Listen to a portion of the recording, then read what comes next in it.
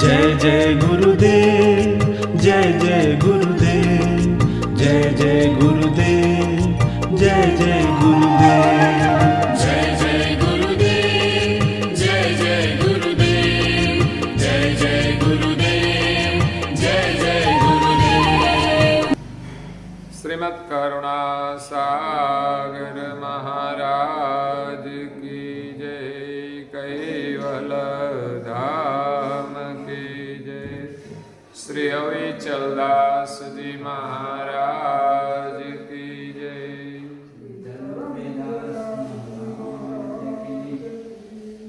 सत केवल साहेब, सत केवल साहेब, सत केवल साहेब।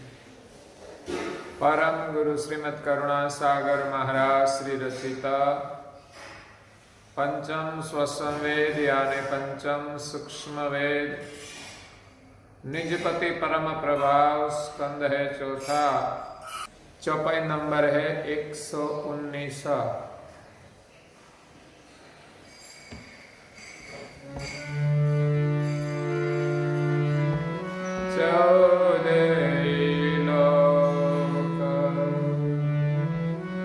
ब्रह्मांड अनंता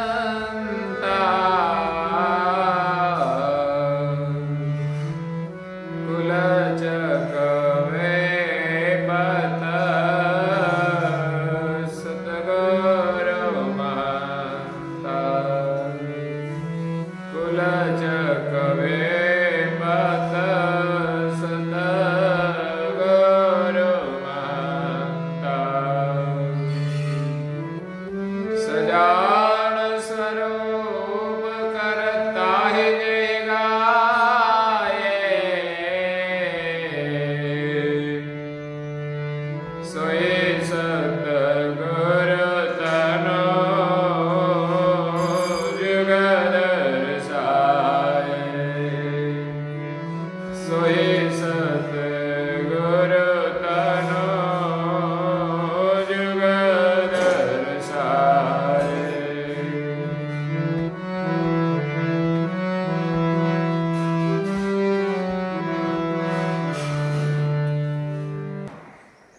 प्रिय भक्तजनों, ज्ञान संप्रदाय के आद्य स्थापक अनंत ब्रह्मांडाधीश विश्व नियंता सकर्ता सत कैवल के परम विशेष अंश, अनंत अंशों के तारणहार, कैवल धर्म धुरंधर, परम मोक्ष के दाता, नव बुद्धि के सागर, पंचम स्वसंवेद के रचयिता, महान समार्थ परम श्रेष्ठ परम विभूतिवान परम दयालु परम कृपा निधि सर्वज्ञ दिव्य परम गुरु श्रीमद् करुणा सागर जी महाराज, जगत के जिज्ञासु और मुमुक्षु अंशों को यथार्थ ज्ञान का उपदेश देते हुए स्वरचित पंचम स्वसंवेद ग्रंथ के चौथे स्कंद की 119वीं चौपाई में अपनी अलौकिक अमृतमय वाणी में कहते हैं कि 14 लोक ब्रह्मांड अनंता। जगत कर्ता ने सृष्टि की जो रचना की है उनको हम ब्रह्मांड कहते हैं। ब्रह्म रूप अंड है। सृष्टि की जो रचना की है वो अंडाकार है। जैसे अंडे होते हैं लंबगोल होते हैं, उसी प्रकार सृष्टि अंडाकार है और ब्रह्म व्यापक है इसमें। इसलिए जहां तक ब्रह्म का प्रकाश फैला हुआ है वहां तक सृष्टि है और वो अंडाकार है। जैसे इस ब्रह्मांड में सूर्य गति करता है तो वो भी अंडाकार है। जो सुषुमार चक्र है, आकाश में ताराएं, चंद्र आदि ग्रह सब जो गति करता है वो अंडाकार गति करता है। इसलिए ब्रह्म ये जो है ब्रह्मांड वो भी अंडाकार है। तो ब्रह्मांड अनंता हम हमारी दृष्टि से अविलोकन करें तो इस ब्रह्म का हम अंत नाप नहीं सकते। ये ब्रह्मांड अनंत है और इस ब्रह्मांड के भीतर 14 लोक सर्जनहार ने बनाए हैं। जिस 14 लोक का वर्णन दिव्य परम गुरु जी ने स्वरचित अगाध बोध ग्रंथ में किया है और कहा है कि मैं सर्जनहार के कैवल धाम से इस सृष्टि में आया, ब्रह्मांड में आया। तब पहले निरंजन धाम में गए थे, बाद में शक्ति धाम में गए, वैकुंठ में गए, ब्रह्म सदन में गए, कैलाश में गए, सतलोक में, तापसलोक में, जनलोक में, महरलोक में, ऋषि मंडल में, तारामंडल में, सूर्यलोक और चंद्रलोक में। और ये बात भी कही है कि कुछ धाम छोड़ दिए हैं, कुछ लोक छोड़ दिए हैं, इंद्रलोक, इंद्रलोक, गंधर्वलोक, क्योंकि ये सब विलासी लोक है। इसके कारण वो बोध ग्रहण नहीं कर सकते। संसार में भी ऐसा है, देवगति के अंश है वो बोध ग्रहण करते हैं और विलासी जो जीव है और आसुरी वृत्ति के जो जीव है वो बोध ग्रहण नहीं करते हैं। इसलिए जो जिज्ञासु है उनको ही दिव्य परम गुरु बोध करते हैं। तो 14 लोक में दिव्य परम गुरु गए तो यहां कहते हैं कि 14 लोक ब्रह्मांड अनंता। इस अनंत ब्रह्मांड के भीतर 14 लोक की रचना की है। इसमें कुल चकव पता सतगुरु महंता। 14 लोक में सतगुरु वो चकवे पति है, सबके स्वामी है, वो महान है, महंत है और सबके सरदार है। सभी देवों के सिर पर सदगुरु विराजमान है। सदगुरु की गति सब देवों के सिर पर है। सदगुरु सजान जान है और इस संसार में सदगुरु सजान स्वरूप करता ही गाए। जो सर्वज्ञ सजान जान स्वरूप सर्जनहार है, उनकी महिमा का गान सदगुरु ने किया है। जो 14 लोक तक कोई देवता भी नहीं जानते थे। देवगति के विशेष अंश सर्जनहार को भूल गए। बाद में सर्जनहार का सुमिरन, सर्जनहार के परम विशेष अंश परम गुरु जो सदगुरु के रूप में प्रकट हुए और सर्जनहार की महिमा का वर्णन किया है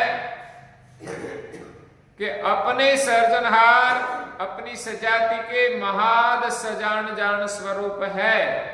हम ब्रह्म की सजाति के नहीं है। सोही सदगुरु तन जुग दर्शाया। यही सदगुरु दिव्य परम गुरु इस संसार में दिव्य देह धारण करके प्रकट हुए हैं। क्योंकि जगत कर्ता के सभी अंश सामान्य विशेष अपने स्वरूप को भूल गए। सर्जनहार ने जब इस सृष्टि में भेजे तब तो सभी अंश अपने स्वरूपमय थे, सभी अंश को पता था कि हम कैवल के अंश है। लेकिन जब इस सृष्टि में आए और पंचदेह धारण किया और उनके तत्व के आवरण में अंश अपने स्वरूप को भूल गए, माया के गर्भ में आ गया। जब तक बालक गर्भ में है तब तक बालक को पता नहीं है कि मैं कौन हूं। जब ही उनका जन्म होता है बाद में उनको ज्ञान दिया जाता है, जब थोड़ा बड़ा होता है तब उनको पता चलता है कि मैं कौन हूं। इसी प्रकार अपने को जानने के लिए 84 लाख प्रकार के शरीर में मनुष्य शरीर ही श्रेष्ठ है। और मनुष्य शरीर में जब अंश मनुष्य गुरु के शरण में जाते हैं और गुरु जब दीक्षा प्रदान करते हैं, गुरु में भी सद्गुरु जिनको अपने स्वरूप का अनुभव है, जो सजान जान है, सर्वज्ञ गति है, ऐसे सद्गुरु के शरण में जाए, उनको ही दीक्षा से अंश स्वरूप का लक्ष्य मिलता है। नहीं तो संसार में गुरु तो बहुत प्रकार के हैं। गुरु गुरु सब कोई कहे से, 4 प्रकारे गुरुपद रहे से। पूज्य श्री नारायण दास जी महाराज श्री गुरु महिमा में कहते हैं कि संसार में गुरु गुरु तो सब कहते हैं, लेकिन गुरु का भी 4 प्रकार है। इसीलिए गुरु की भी पहचान करनी चाहिए। जैसा गुरु मिलेगा वैसी गति मिलेगी।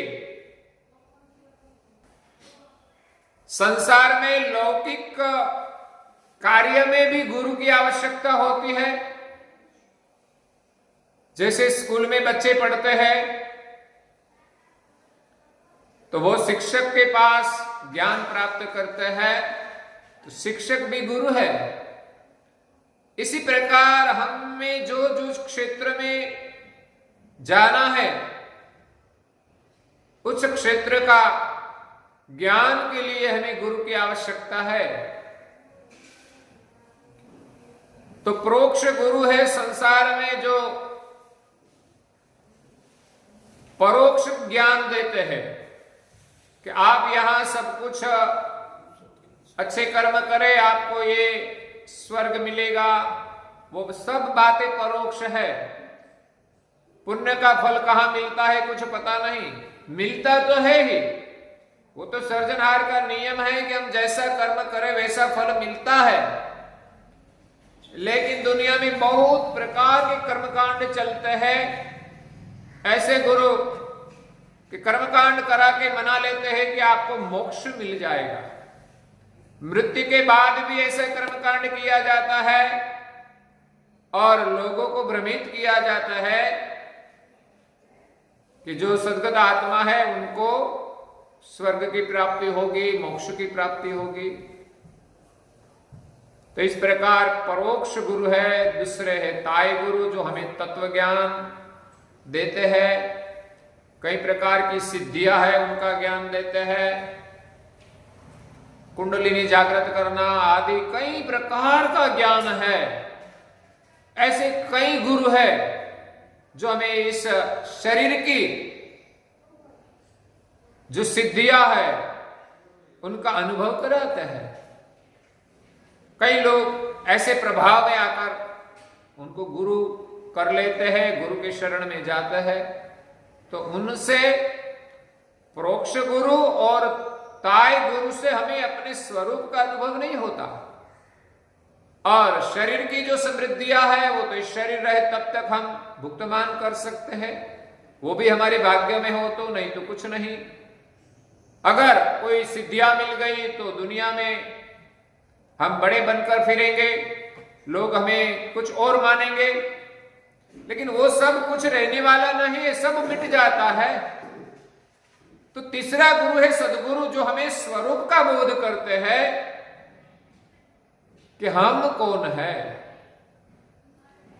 जिसको अपने स्वरूप का अनुभव है वही सदगुरु है। नहीं तो संसार में कई लोगों को पता ही नहीं है कि मैं कौन हूं, मृत्यु के बाद कहां जाऊंगा और इस जन्म के पहले मैं कहां था, फिर भी वो सदगुरु बनकर बैठे हैं। अपने आगे सदगुरु लिखते हैं और सदगुरु मनाते हैं। जिसको अपने स्वरूप का अनुभव है वही सदगुरु है। जैसे कबीर साहब सदगुरु की कक्षा में आते हैं, परम गुरु जी ने कई ब्रह्मवेत्ता पुरुषों का वर्णन किया है। वो शायद सदगुरु की कक्षा में आए क्योंकि उनके पास एक आत्म लक्ष्य था।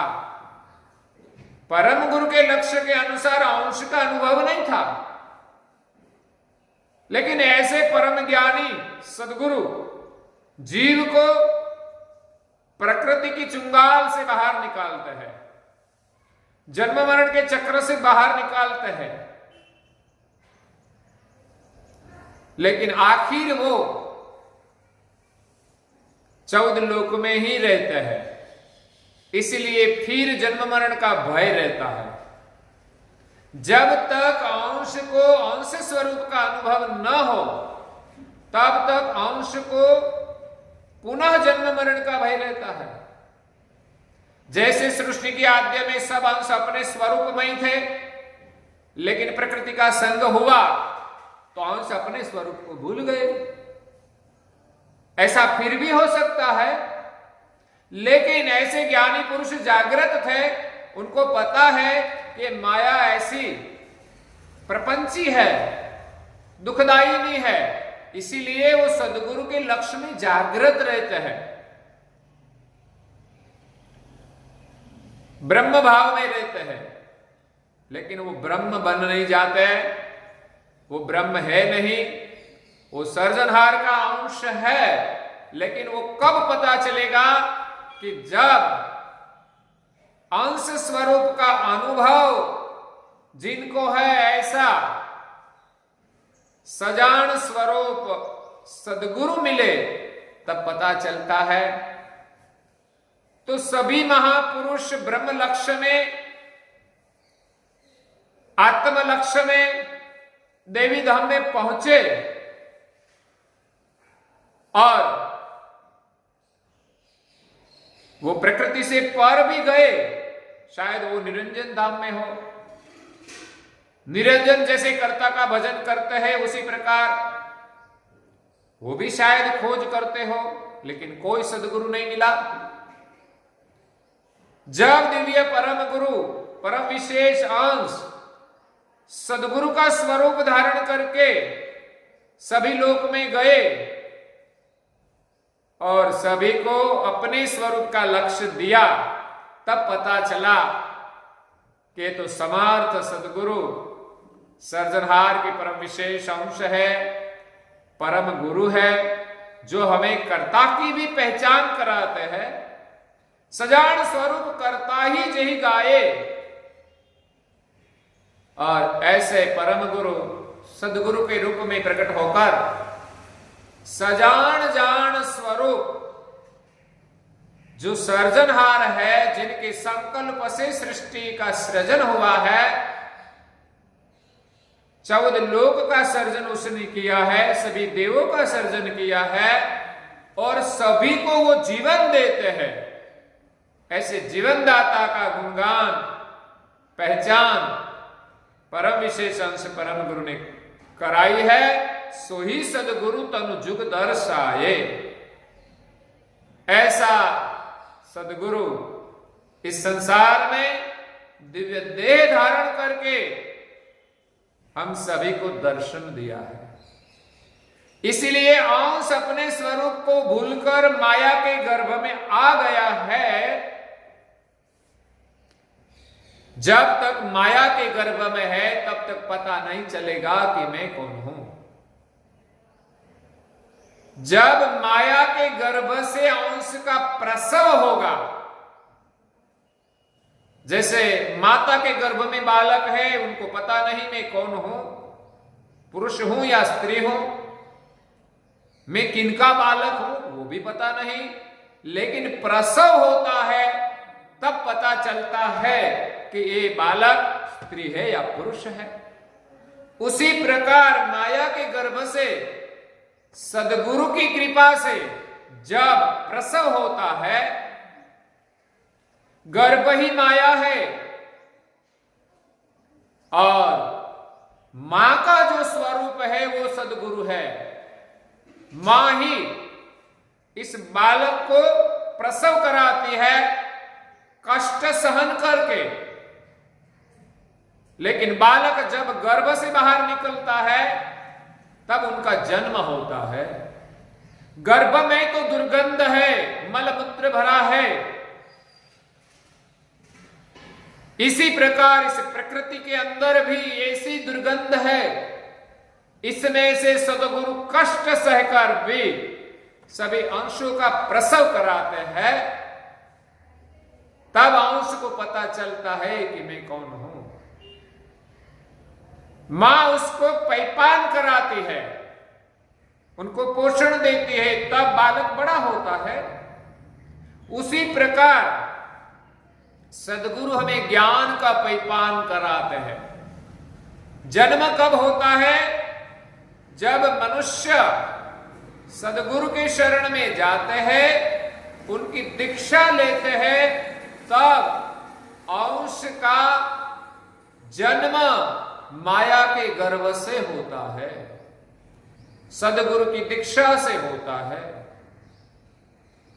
और जन्म के बाद माता पैपान कराती है, वैसे सद्गुरु दीक्षा देकर इस आश्रित शिष्य को ज्ञान का पैपान कराते हैं। धीरे धीरे बालक बड़ा होता है। उसी प्रकार जो शरणागत शिष्य है वो ज्ञान की समझ से बड़ा होता है। जैसे बालक बड़ा होने के बाद पता चलता है कि मैं लड़का हूं और ये मेरी माता है, ये मेरा पिता है। उसी प्रकार अंश को भी अनुभव होता है कि मैं अंश हूं, मैं जीव नहीं हूं, मैं शरीर नहीं हूं, मैं शिव भी नहीं हूं, मैं ब्रह्म भी नहीं हूं। सभी दशा के पर मेरा स्वरूप अंश है। और सद्गुरु या परम गुरु मेरी माता है, जिसने मेरा प्रसव किया है, और इस माता ने ही उनके पिता की पहचान कराई है। मां कहती है बेटे को, ये तेरा पप्पा है। इसी प्रकार सद्गुरु हमें अपने सर्जनहार की पहचान कराते हैं कि आप सर्जनहार की सजाति के अंश हो और प्रकृति के गर्भ में आए थे, अपने को भूल गए थे। उनकी पहचान दिव्य परम गुरु अपने ज्ञान से कराते हैं। तो दिव्य परम गुरु सृष्टि के जो सर्जनहार है उनकी पहचान कराते हैं। और आगे कहते हैं, रचयो सृष्ट विनय विविध विभाग,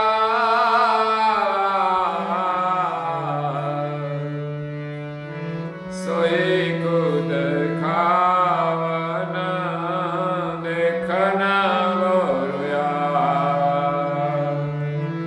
सोई को देखावन देखना गोरुया।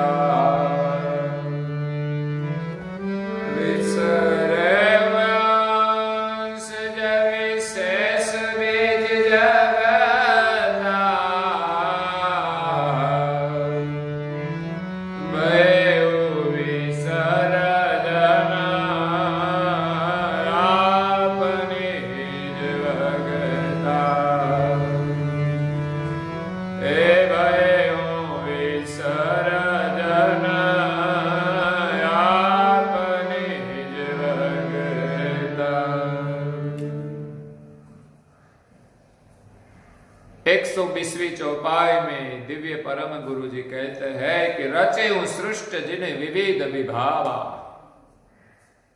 सर्जनहार ने इस सृष्टि की रचना विध विध प्रकार से की है। इसमें सर्जनहार की विविध भावना है। सोही खुद खावन देखन बहरू आवा। सर्जनहार ने अद्भुत सृष्टि का सृजन किया है। उनकी विविधता को देखकर हम आश्चर्यचकित हो जाते हैं। देखने का आनंद मिलता है, सुनने का आनंद मिलता है, खाने पीने का आनंद मिलता है। तरह तरह की सृष्टि है। विभिन्न प्रकार के शरीर बनाए हैं, विभिन्न प्रकार के मनुष्य है, विभिन्न प्रकार के प्राणी है, विभिन्न प्रकार के पशु है, विभिन्न प्रकार के पंछी है। पंछी को देखकर भी हमें आनंद होता है। रंग बेरंगी पंछी, उनकी मधुर मधुर आवाजें, उनका भिन्न भिन्न खान पान, उनका अपने प्रति और पंछियों के प्रति प्रेम, उनका किल्लोल देखकर हम आनंदित हो जाते हैं। कैसा अद्भुत जगत बनाया है। कई प्रकार के वनस्पति, पेड़ पौधे देखकर हम खुश हो जाते हैं। हमारे घर में भी छोटे छोटे पौधे लगाते हैं, उनको फूल लगते हैं। भिन्न भिन्न प्रकार के फूल को देखकर भी हमारा मन प्रसन्न हो जाता है। उनकी भिन्न भिन्न सुगंधियां हम लेते हैं, हमें अच्छा लगता है। तो सर्जनहार ने विविध प्रकार की सृष्टि बनाई है, विभिन्न ऋतु बनाई है, विभिन्न देश बनाए हैं। विभिन्न देश का पर्यावरण भी विभिन्न है। अपनी अपनी सोच विभिन्न है, विभिन्न भाषाएं हैं। ऐसा नहीं कि पूरी सृष्टि में एक ही भाषा चलती हो। संस्कृति विभिन्न है। सभी देशों में, भारत में ज्यादा से ज्यादा विभिन्नता है। रीति रिवाज विभिन्न है। भारत एक है, फिर भी भाषा अनेक। और सभी देशों में एक ही भाषा है अपनी। लेकिन भारत देश एक ऐसा है कि सभी राज्य की भाषा बिलग बिलग है। सबका पहरवेश बिलग बिलग है, सबका खान पान बिलग बिलग है, सबका रहन सहन बिलग बिलग है, सबका सामाजिक व्यवहार भी बिलग बिलग है। फिर भी भारत देश एक संस्कृति में बंधे है। सबके धर्म विभिन्न होते हुए भी सब साथ में रहते हैं। हाँ, कभी कभी झगड़ा होता है, वो तो परिवार में भी होता है। ऐसे देश का शासन चलाना भी एक अद्भुत कार्य होता है। तो सर्जनहार ने विभिन्न सृष्टि तो बनाई, वो तो सर्वज्ञ गति से वहां से सब कुछ देखते हैं। लेकिन यहां परम गुरु जी कहते हैं, सोही खुद खावन देखन बहोरु आवा। परम विशेष अंश परम गुरु के माध्यम से दिव्य देह धारण करके सर्जनहार ही इस सृष्टि का विलोकन कर रहे हैं। सभी अंशों को अपने स्वरूप का बोध दे रहे हैं। सभी अंशों को सृष्टि की पहचान कराते हैं कि सर्जनहार ने कैसी सृष्टि बनाई है। बिछरे अंश विशेष विद जगता। कैवल धाम से सर्जनहार के सभी अंश जब सृष्टि में बिखरे, बयहु विसर्जन आप बीज बगता। हम जिसकी सजाति के बीज थे, इस बीज स्वरूप को हम भूल गए कि हम कौन है। इस बीज स्वरूप की पहचान कराने के लिए दिव्य परम गुरु यहां प्रकट हुए हैं। तो हमारे जीवन में सदगुरु की क्या महिमा है, उनकी पहचान हमें परम गुरु कराते हैं। सदगुरु के बिना जिनका कल्याण होने वाला नहीं है। उनके लिए और एक दृष्टांत है, लेकिन हम कल सुनेंगे। आज के प्रवचन को यहाँ विराम देते हैं। श्रीमद् करुणा सागर महाराज की जय। श्री कैवल धाम की जय। श्री अविचल दास जी महाराज की जय।